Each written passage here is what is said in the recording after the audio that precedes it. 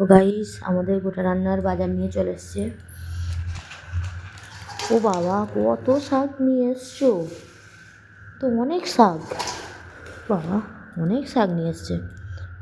4টে বাঁধাকপি, এ তো 7-8 কিলো শাক হবে। এখানে আছে বেগুন, এখানে আছে সিম, এখানে আছে মটরশুঁটি।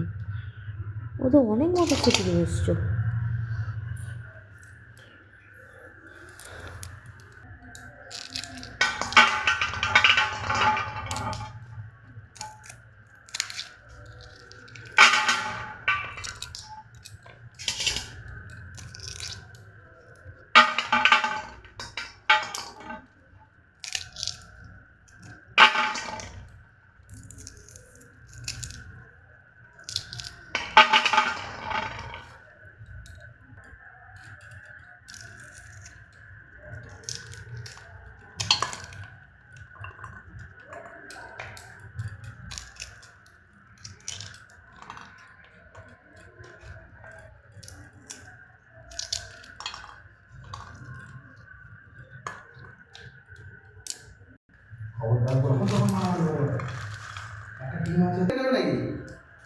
আমাদের পাড়ার লোকের কথা মনে করি, একটা ছেলে তাকে বলছে হ্যাঁ তো শোনো না, বলছে এ কত টাকা কত করে আনবি, 20 টাকা করে। তোমার এসব বলবো না, 20 টাকা করে। ওই বলছে তুই তো আজ থেকে কিনলে কেন, কালকে করবি না? ভুল বুঝি, আজ থেকে নিয়ে গেলে টাকাটা শুকনো হবে, তেলটা কম লাগবে। এত বুঝছি আমি বলছি তুই বেগুন বাঁধাগুলো সব করে রোদে দিয়ে দে, তাহলে তেলই লাগবে না।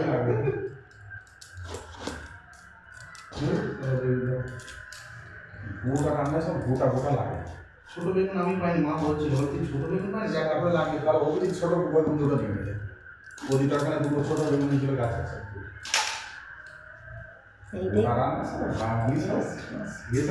এমন পুরীগুলো ওই সময় এমন পুরো জায়গা কই ক্লাব তো রামপুর হনুমানপুরি সব করে বের ওরাই তো করবে।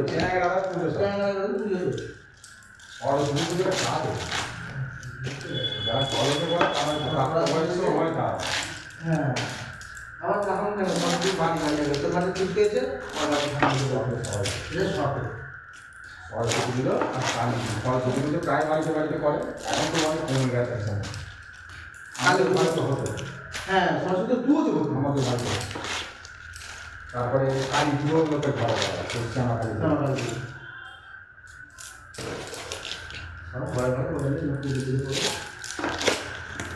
মানুষ এত আনন্দ উৎসবের জন্য চলে গেছে, পুজো একটা বাদ দিচ্ছে। ফুলকপিটা কিসে দেবো, আগে দিয়ে তাই তো।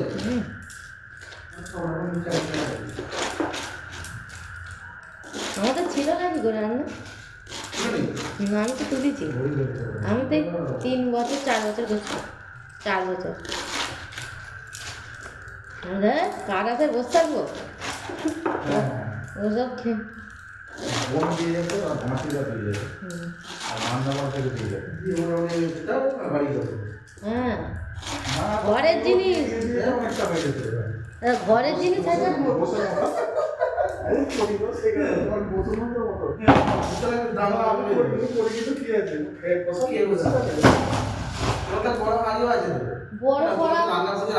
আমার বড় কড়া ফিস্টি করতে নিয়ে গেল, 3টে কড়া কিনেছি আমি। এরকম ড্রেস দিয়ে 3টে কড়া আমি সব কিনে রেখেছি। দুটো সিলিন্ডার রয়েছে, আর একটা ছোট সিলিন্ডার রয়েছে, মিনি সিলিন্ডার। ছোট ভাই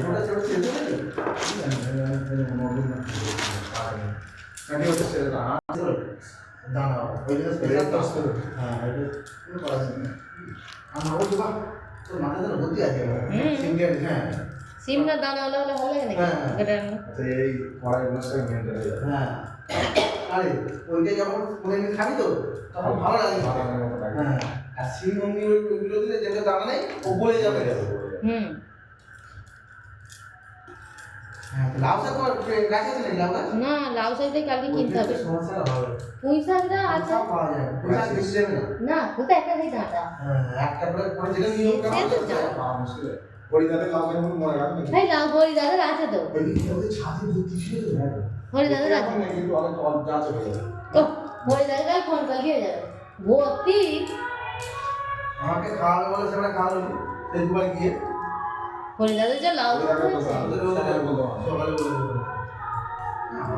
বড়ি দাদা তাই বলে গেছে, বলে যাবে তো সরস্বতী পুজোয়। হ্যাঁ, খুন্তিটা আবার ধরবে তো। বড় করার খুন্তিটা। লাস্টে থাকবে তাই তো?